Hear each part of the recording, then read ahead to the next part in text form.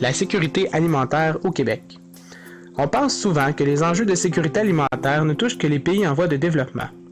Pourtant, 5,3% de la population de la capitale nationale est touchée par une situation de précarité au niveau alimentaire. Mais la sécurité alimentaire, c'est quoi au juste? La sécurité alimentaire, c'est d'avoir accès à de la nourriture de qualité et en quantité suffisante pour ses besoins et que l'on peut se procurer par des moyens respectueux de la dignité humaine. Lorsqu'on ne parvient pas à satisfaire ces conditions, c'est que l'on vit de l'insécurité alimentaire. Saviez-vous que la sécurité alimentaire est un droit humain fondamental reconnu dans la Déclaration des droits de l'homme?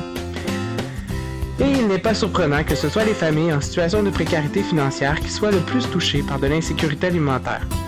En effet, pour ces familles, il est beaucoup plus difficile d'avoir accès à de la nourriture en quantité suffisante, car ils n'arrivent tout simplement pas à en payer le coût. Et des impacts sur la santé. Bien sûr, l'insécurité alimentaire entraîne des problèmes de santé physique tels que le cancer, l'obésité, le diabète, les maladies cardiovasculaires, l'hypertension, les allergies alimentaires et un affaiblissement du système immunitaire. Mais il ne faut pas oublier les impacts psychologiques comme le stress, la fatigue, la détresse et la dépression. L'insécurité alimentaire a également des impacts négatifs sur le développement de l'enfant. On parle entre autres d'un manque de concentration et d'énergie à l'école. Quant aux parents, leur développement professionnel est atteint par le stress et la fatigue. Ainsi, toute la famille est affectée de près ou de loin par le manque de nourriture. Et ça peut créer parfois des situations où la dynamique familiale est éclatée.